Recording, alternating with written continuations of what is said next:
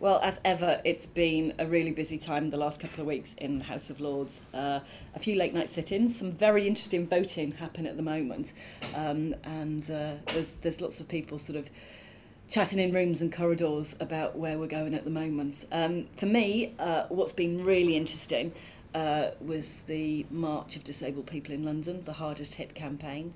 I've never seen so many disabled people on the streets of London, and talking to friends who are disability rights campaigners, they think the last time this number of disabled people marched was in the 1980s. It was a very peaceful protest, which is always important, but it was also interesting seeing a number of deaf people signing their chants and different ways of people engaging. I think what was a bit disappointing was there wasn't a huge amount of media coverage in the mainstream media and TV.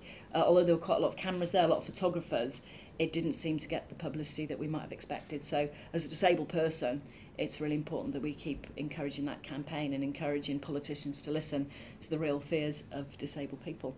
But on a very positive note, what I've also done recently was launch the ticket prices for the Paralympic Games.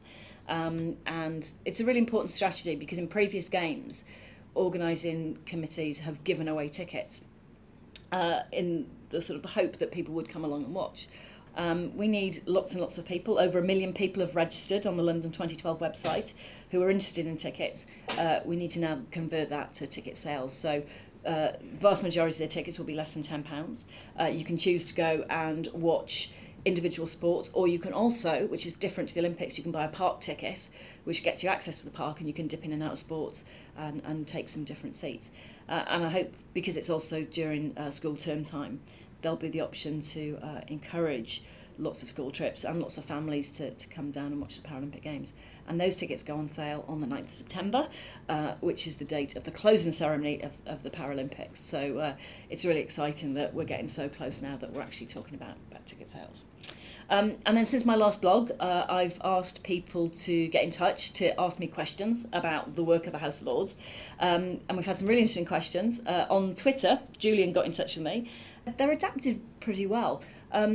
Partly because at our end in the Lords we have a larger number of disabled people than perhaps in the Commons, and I think it's difficult because it's a listed building and because of its age and because of the cost of doing some adaptations. But actually I can get to pretty much every single part of the building. I do have to take some slightly odd routes from time to time.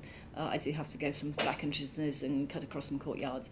But we do have lifts, we have ramps, we have lots of accessible toilets. Also had a question via Facebook from Michael.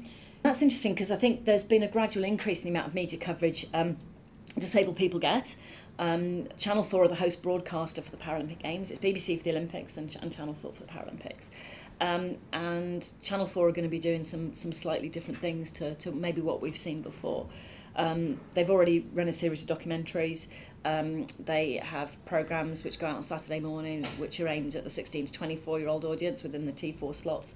And then also then, you know, the game times coverage. But as sort of an ex-athlete, what I'm really keen to see is that, and this kind of links to the ticket prices as well, we need to get more Paralympians known. We need to encourage people to come and watch the athletes that they care about.